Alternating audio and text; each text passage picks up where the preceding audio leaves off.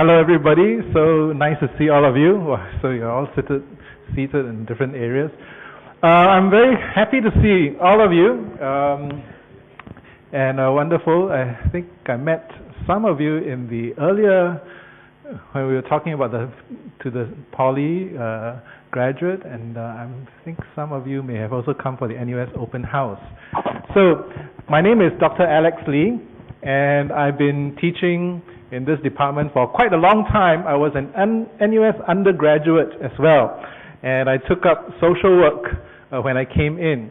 When I first came into NUS, I was wondering what to do, and psychology was among my top list.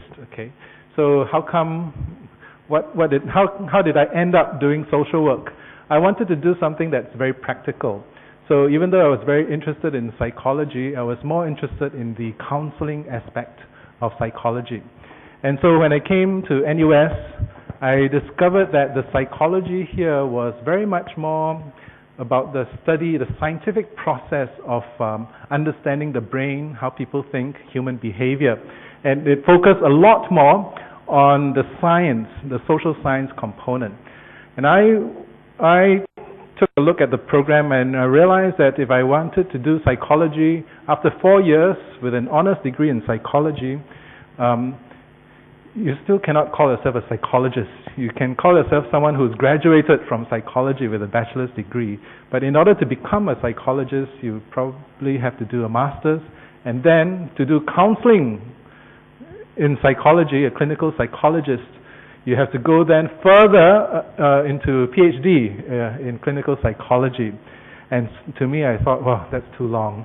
I can't do that. I have to study for a long, long time. So I decided, and I took a look at the social work program. And here, then I realized, hey, social work is very practical.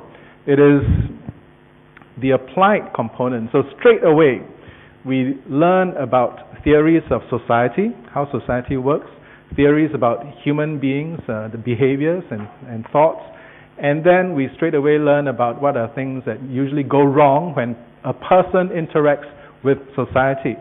And when some things go wrong, what interventions do we do? What kinds of thoughts do we have in helping either the person or the society, the environment change? And so I thought, hey, that's perfect. This is what I wanted to do. So I decided to major in social work, and that was a life-changing experience for me. So when I came into social work, I interacted with many people and discovered that not only do I learn to help other people, myself, my own personality, my own awareness of who I am changed significantly, because there's no choice, right? If you're working with other people and you're learning to deal with other people, first you need to take a look at yourself and understand who you are, why you behave, why you think this way, and then you realize about what strengths and weaknesses you have and how you may be able to help other people without being too much influenced by the whole process. So I decided to do that. And lo and behold, I went on to do 4 years in social work, another 2 years in masters, and then PhD in social work. And then it took me so long, again, it's the same length of time to do this. But I'm very happy with this whole process. So I'm here to talk to you and tell you a little bit about what social work is.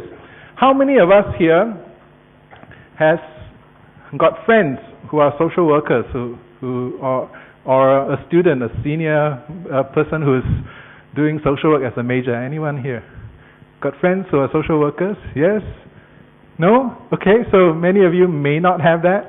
And so maybe for the majority of us here, our understanding of social work is what is colored by what we see on television, right? Social workers put in their whole life, they chase after clients, they go and invade into people's lives and in their homes and hide out and do all sorts of things to help them.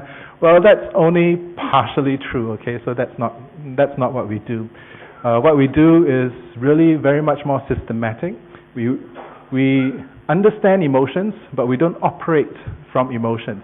In fact, part of the training is to help us understand who we are, what our own emotions are, and then to think about how we can help other people while trying to be as objective as possible. So our mission is to enhance human well-being. And I really appreciate talking to undergraduates because this is a time when you are thinking about what to do with the rest of your life and thinking about doing something that is interesting to you but also meaningful to society. And I can guarantee that if you were to do social work, you'll find that you'll not only be investing in your own lives, but you will also be investing in many other people's lives. And not only will your own life be changed, but you will also impact positively into many other people's lives. So social work is a professional discipline. So I'm glad to see a few parents here. So I want to assure the parents that we are not training your children to become volunteers, okay, in the social services, but we're actually training students to become professional social workers. And what does that mean? Firstly, it means you get paid. Okay, so you do get paid. How much do we get paid? We are paid comparable to any other FASS graduate. So we are the same. So if you were to join the civil service or any other social service agencies, you are paid similar to any other FASS graduate. So there is no loss in there. So we do get paid. It's a profession because our graduates are eligible to become one of the professional social workers in Singapore. So we can actually join in and be registered as a professional social worker.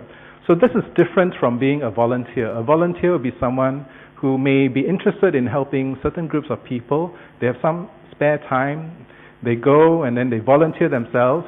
They basically probably take instructions from someone about what to do, and whatever from their own personal experiences, their own skills, their own personality, they may be able to make an impact, and usually a very positive impact, in the people that they help. In professional social work, what we do is we move a few steps beyond that.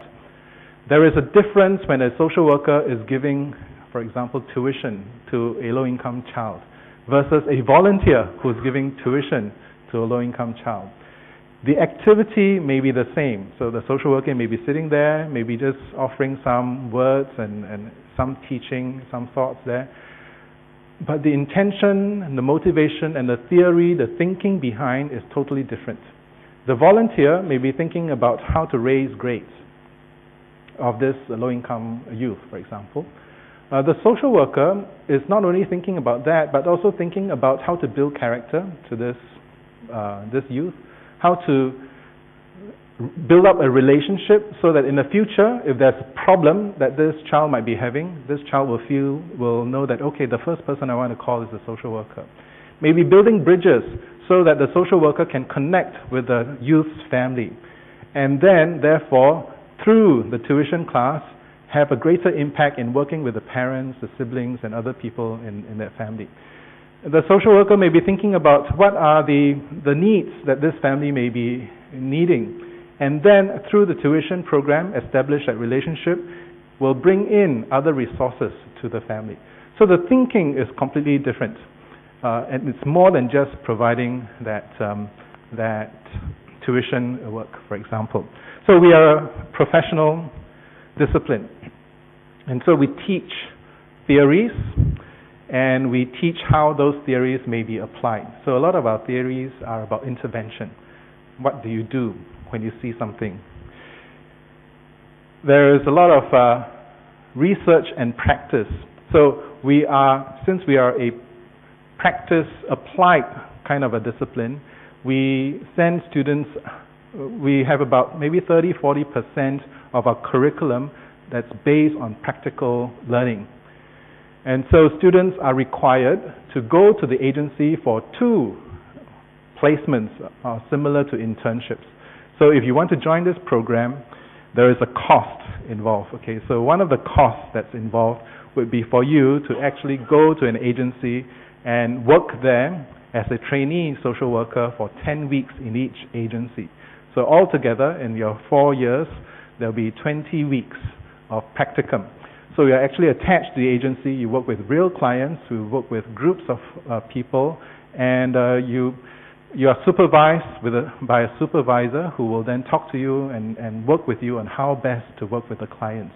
So it's very practical stuff. For those practicum modules, there's no classroom exam. We don't exam you in the exam hall.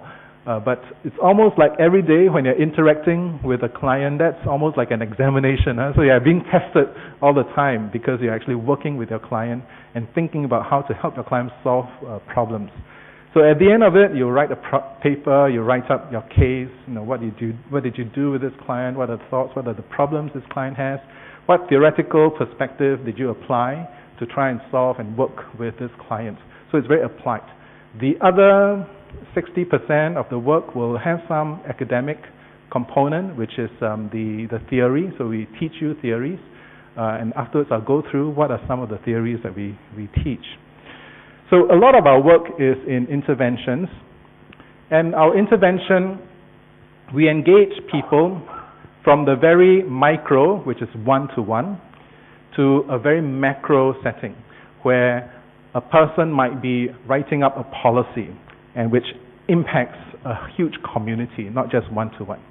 So a social worker, for example, that is in, for example, child protection services. This social worker may be encountering an alleged child abuse case, for example, and may want to understand what's the symptoms, what problems are being experienced, how is the child being treated, what kinds of possible abuse is there, how are the parents relating to this child. So that's very micro. It's about this, just within this family. And a higher level up, or I shouldn't say higher, but in a more macro kind of a thinking, the social worker may be thinking about, in Singapore as a whole, what are the methods that we use to test, to assess families that have these kinds of problems.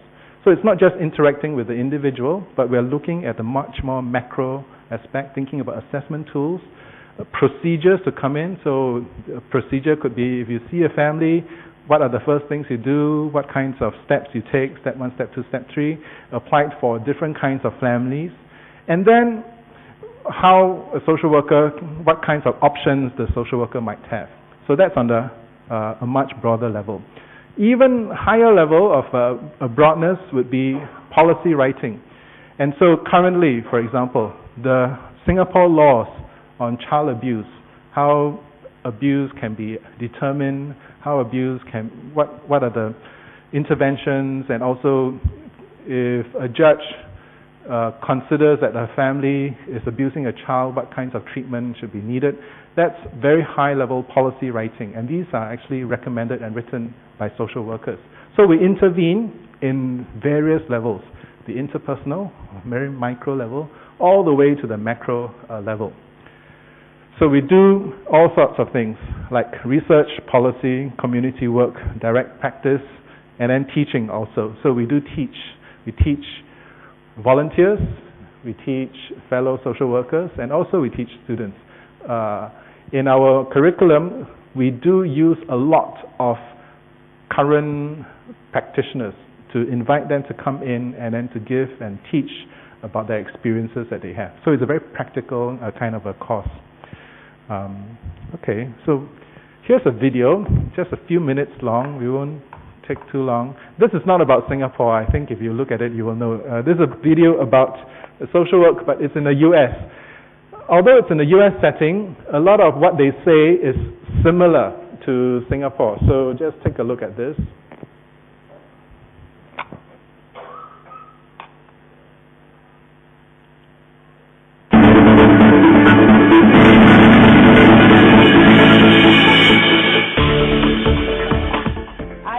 Because I get to help people every day. I work at the State House. I wanted to go into government and learn how the system works so that I could change it for the people who need it most. I specialize in geriatrics, which is with older adults. I think that's definitely the best part of my job, when I'm able to just kind of watch and observe our senior in action. I feel like children are our future, and by working with the families and the children, that it really lets me give back and help our future. The thing that I didn't realize when I was in high school or college and thinking about this choice was just how tremendously flexible social work can be. When I need to change my hours, I ask myself because I'm the boss, and I can really direct and guide my practice as I see fit. My role here is to be a social worker in the high school. Kids have a lot of things that are going through their heads and issues that come up for them that really need to be addressed in some way. And that's why having a social worker right in the school, someone that can hopefully develop a trusting relationship with, is crucial to helping them get through their day and continue on their path towards adulthood. People can work in schools, in hospitals, in policy, in law, where human beings are involved, and advocacy and change. There's a place for a social worker. I'm Jennifer Valenzuela. How are you today? Hey, how are you doing? And I'm a social worker at Children's Hospital Boston in the Young Parents Program. We work with teen parents 18 years and under. They can come for their medical care. They can come for any mental or social health needs they may have. And we try to make a healthy family. What intrigued me about social work when I first looked into it was, I think, working with people. It's so big, it gets better. You're working with mental health, you're working with families, trying to find the solutions to problems, and I get to do that as a social worker every day. So a typical day is we have meetings with our team, and then once patients start coming in, then it just depends what they bring every day. One day we could be dealing with someone who is homeless by 5 o'clock that night, and we have to help them find somewhere to live. We, a couple weeks ago, had a mom who found out her son had cancer, and so it was working with her on getting to all the appropriate care and working with the family together on hearing that really tough news. I work with an awesome team of people. Sure, so she's breast and bottle feeding. We all come from diverse backgrounds, and we all bring our strengths into this clinic, and we all have different ways of working with people, too. Being a social worker really gives me an opportunity to build relationships with families, with clients, individuals, that I think I get a lot out of. Naturally, working with families for 3 or 4 years, I get to be a part of the negative times as well as the positive times, and I think what's powerful for them is that I've stayed with them during all of that. When you are a social worker, you're looking at the whole picture. So you're looking at the families, you're looking at their schools, you're looking at the whole system that makes this person live. And I like that about social work. The sad stories that you may hear, that can be challenging at times. Tell me what you need. Formula, diaper. But I think when I am able to see the impact can make one family at a time, and when I hear from a family 5 years later, that I think that frustration 5 years ago was worth what this family's gotten to today. I look at the world differently now that I have my social work degree. I look at problems differently, I look at people differently, I look at the culture and society differently, and I see everything through a social work lens, which I really appreciate. I get to be myself and learn about myself, but yet I'm still making the world a better place.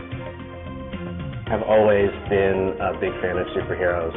The thing that's always drawn me to them is that they help without any sense of reward. It's not about the fame, it's not about the fortune, it's about helping others. And I guess social work has always been my way of being a hero in a way.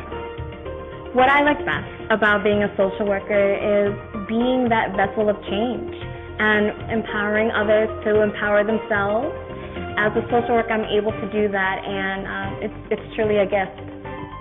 For me, that's the reward of a career in social work more than any other. It's about the lives that you've transformed or touched or impacted in a positive way.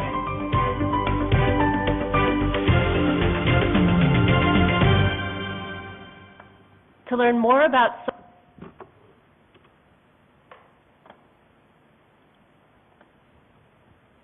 Okay, so the Singapore experience is very similar. Okay, so even though this video was produced in the US, but in Singapore we do pretty much the same thing. So in our undergrad program, we teach sufficient for our graduates to become what we call a generalist social worker. Okay, so a generalist social worker means is someone with the basic skills. And so with those basic skills of interpersonal practice, of theories and thinking, then you should be able to go into any setting and work there. And of course, when you go to the setting, you will have to learn additional understanding and knowledge about that setting. So for example, if you were to work in a hospital, then you may, when you go to the hospital, you will learn about the jargon that the physicians use, the procedures that's involved. Even within the hospital, if you work with the cancer ward, the children's ward, the orthopedics, kidney dialysis and other things, you will have to learn specialized knowledge there. So you will actually learn a lot more there. And sometimes social workers who may feel that they've been around in this area too much, then they want to switch. You can switch to another different field. You may then work with, let's say, offenders, or you may work with older people or children or disabled people. You still use the same set of skills that you've learned here and apply them across all the different various fields. So it's never boring. Okay, you can only become exhausted. You will never be bored. Okay, so this is an area where if you like to do a lot of things, if you like hands-on stuff, this is social work would be something that may be interesting to you. And of course, we do have postgraduate courses all the way up to PhD. And so we do want students to come to do your master's. Our master's has both coursework masters and research masters, and then also PhD. So maybe I'll tell you a little bit. My current PhD student, or I have a few PhD students, one of them is researching on how to improve supervision. What happens when a supervisor and supervisee meets, and how do you actually enhance that kind of interaction so that the supervisor can help the social worker to become a better one. Another one is looking at homelessness in Singapore. And she's looking at it from a very macro and also a micro aspect. When a person becomes homeless, what are the kinds of stresses that this person goes through? What are the thinking process and decision-making processes that the person will likely experience? And how does the person cope? Will they make decisions that make it worse later on? You have two homeless families, both exactly the same kind of condition, same kind of resources. What makes one family to get out of poverty, the other family to stay in poverty? And so she's looking at that aspect. So it's very much research-oriented as well. It's not just about counseling or doing interpersonal practice. So we do have all the way from the interpersonal to the research aspect. These are some of the modules that we have for electives and other things. And so, for example, if you come in to do a major in social work, you will learn some of the basic things you learn about would include like human growth and development. This is about developmental psychology, where we trace what are the tasks and the needs, developmental stages each person goes through. Why are youth more rebellious?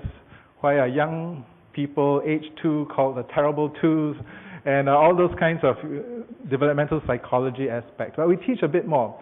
We teach then about pathology. What happens if people don't go through the normal processes of development?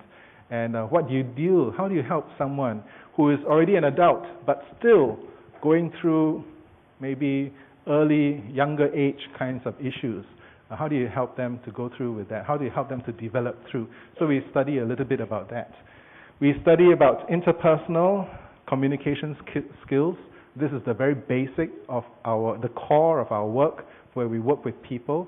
So this would include things like introduction or introductory counseling skills. So if you like counseling, these are the modules that will get you started on that. So together with counseling, we would have counseling theories, skills, family therapy, where if you come up to the level 4000, the honors year, we teach family therapy. How do you work with families as a whole? And it's a big change. In the undergrad time, you're learning about one-to-one interaction, but when a family comes to you, they're all interacting with each other. So it's very messy. And how do you actually train your mind to think and look at processes that's happening and not be overwhelmed by the interaction that's happening there? Medical social work would be social work in the hospital settings. It involves getting resources, materials, helping families cope with the medical conditions that they are going through. Rehab at risk. Rehabilitation would be working with offenders, people who are in prison, or families of people who are in prison. So I have an honors student currently who's embarking on a thesis, and he's looking at what happens when a person is sentenced to prison, and what is the impact to his family. Suddenly there is a loss, right? There's a loss of income, there's a loss, someone goes in prison. So even though this person may deserve going to prison, but it has a negative impact on the family. What if he has a child? What if she has children?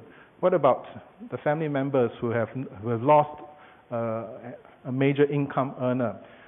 How do you deal with those things? So if a person goes to prison, the impact is more than just that person's own psychological pain in going to prison, but also the family's situation. So we also have like community work. Community work is how a social worker may then work with the whole community, a housing estate and the CDC, how we can improve life over there. So we do have a whole list. And one important thing, as I mentioned just now, would be field placement. It's very important. If you major in social work, there would be 2 placements. And I mentioned just now, each placement is about 10 weeks in an agency. And so you actually get off campus, you're into an agency, and you're working with real clients there. Okay? Good news. Okay, if you're thinking about scholarships, I think our department has one of the most numbers of scholarships available. I have here just a few because if I put in too many, the words are just too small to see. Yeah? So let me just click to you. Look at our department website. And you can see here, these are all our scholarships and bursaries. So as I said, if I print them all out, it's too small for you to see. So take a look, and you will find that we offer lots of scholarships for students and bursaries. And this is to help you go through this period and maybe to convince your parents right in the beginning that, hey, there's some income right from the beginning. Don't have to wait until I graduate. Okay. And if your parents, some parents here, are really concerned, are you sure you can get some money there? Then you can conveniently point your parent to the highest paid civil servant who is a graduate of our department. Okay, a few years ago, I'm sure many of you will know who this person is. He's our batch 1 graduate, okay, in social work. And so if you were to come to social work, you can look in the mirror and say, maybe one day I'll become the president of Singapore, okay? So that's the prospects. Now, what prospects do you have? But of course, not everybody can be president in Singapore, but every social worker will be able to make a huge impact in the lives of their clients. And I remember when President Nathan, he was talking about his development as a social worker, one of the things that really impacted him most, he was working among seamen, sailors, who spends a lot of time outside in the sea, who by going away from their family has no idea what's happening within the family. When the sailors come back home, the re-entry of the sailors into their family actually creates lots of dynamics, and so he was helping them with that. And of course, many of these sailors have a fairly low income. And what happens if the families have problems and the sailors are out at sea? How do they actually deal with these kind of difficulties? These were some of the groups of people he started to work with. The training he got here in interpersonal practice, negotiation, counseling, and all that was very helpful. If you read his book, he said that when he was tasked to negotiate with the aircraft hijackers, how did he start to negotiate with the hijackers? Singapore at that time, zero training in hijack negotiation and terrorist negotiation. They had to send a social worker to go and talk to them. And so that was what kept him going there. In Singapore, when we first had our Hotel New World disaster, we had the tsunami problems, Silk Air crash, SQ crash, and government sent a lot of first response team to help who did they send? They actually got quite a few psychologists over, but actually most of the psychologists in government service at that time were dealing more with testing. They could test what personality type you are, but they can't do very much on what to do when a person is going through troubles. And so a lot of initial work was actually done by social workers who went in and then to assist in the first response for these kinds of disasters. And so these are our social work honors student a few years ago, and posing together with the President Nathan. So if you go to our website, you will be able to find out a little bit more about the process, what happens in year 1, year 2, year 3, and then graduation. I won't elaborate on that. So just to take note, we do have, besides the undergrad, but we also have a postgrad program. And our aim is to train social workers who are able to really create an impact in people's lives. And it's quite fun. Okay? If you like to work with people, if you're a natural helper, if your friends have problems and they always come to you, so you might be the kind of person that might be suitable to do social work. If you're calm, you're able to analyze and solve problems, this might be also a kind of a profession for you to consider. So one thing to think about is social work graduates can become professional social workers, but they can also go on to do other things. So it doesn't tie you down. If you're coming in as a major in social work, doesn't mean that you have to be a social worker when you graduate. It means you have that option. Okay, so some of our students went on to do other things like teaching, banking, and other things. So they are all in high demand in other fields as well. So it's not just within social work. So of course we hope that you will, if you graduate from our department, you will become and work in the social work field. Okay, these are our staff, and I'm happy to take any questions. Do you have any questions about social work?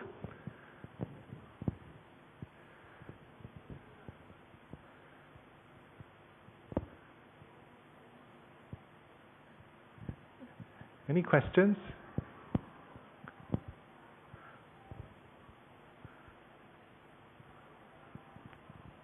No? We have some seniors here who are in social work, and they have some brochures about the social work camp. If you want to find out more, maybe you shouldn't talk to me, you should talk to them, and they will tell you more about what it's like to major in social work. And there are some brochures that I have here, so if after this talk you're interested, you can come and get brochures. You can also visit our booth at AS7, so go look for the social work booth. Thank you. Yes. Thanks, Dr. Lee. Just now you heard a social worker sharing that you look through the world in a social work lens, in a different lens. So the theme for this year's camp is actually be spectacled. So what we mean is actually very similar to what the social worker said. After studying social work, you actually look at your life, look at your class life in a very different way, with all the concepts in your mind and all. So, sorry, I just ran down. Who hasn't gotten this? Raise your hands. Everyone got? Yes? So our camp will be in late July, 25th to 27th. Why is it so late? It's because of our field placement. We end on 22nd July. So what this camp, how can we benefit from this camp? Other than just games and friends, there's the informational component whereby we invite practitioners to come down and talk to you about more about social work in the various settings. So it will be quite beneficial to come down. Then, yeah. Oh, okay. I'm asking her to share a little bit about her placement experience. So she's now going through placement, practicum. For my first year, I went to a family service center, FSC. So it was quite general. When after I think some of you whom I talked to just now may have heard this already. It was quite scary, end of first year, then I only took 3 modules, then I have to go. But it was really an enriching learning experience because you really apply all the skills that you have learned. So now I'm in my second placement. Second placement are usually more specific or more macro. There are medical choices, corrective settings choices, which is prisons. For myself, I'm in ministry. MSF, Ministry of Social and Family Development Probations Branch. So I work with youth who have committed offences. So to work them through the probation period and ensure that they fulfill the requirements to clear the probation. It's very heartening to see them change and become like good boys, and really, it's very nice to really touch lives. I think that's what keeps me in social work. Then you're interviewing her. So do you feel safe working with all those youth here? My parents asked me the same question. There are actually a lot of safety measures in place. Like we actually have panic buttons, or we are all, and in the interview room you have to sit near the door. I think you will learn this when you take the modules lah. So as a profession, there are a lot of safety measures in place, so don't worry about safety. Yeah. So I just want to share a few more points. I think some of you may face issues whereby your parents don't allow you to choose social work because of practical reasons. I faced the same problem. So how I overcome this was along the way I just share. I'm very generous about sharing my learnings with my parents. So it allows them to know more about what I'm actually doing, and it allowed them to realize how passionate I am actually in social work. So along the way they accepted, and now they are with me in my journey. So yeah. And I think social work is a journey whereby you are constantly inspired by a lot of people, like your lecturers, fellow classmates, your clients, and a lot of existing practitioners whereby they teach you a lot of life experiences. Yeah. And other than being just an academic module or academic subject, it's a lot on personal growth and learning. Yeah. So this comes to social work. Yeah. Thank you. See you at the camp. Okay, thank you very much. And university is a very exciting time. It's a place where your life definitely will be changed. I hope as you are thinking about what to major in, that you will also think about in the future what kind of a person you want to become. It's not just about interest, but it's about who you want to become. And if you like to work with people, so do consider social work. So it's a very rewarding and noble profession. Thank you very much. Thank you for your attention. Yeah.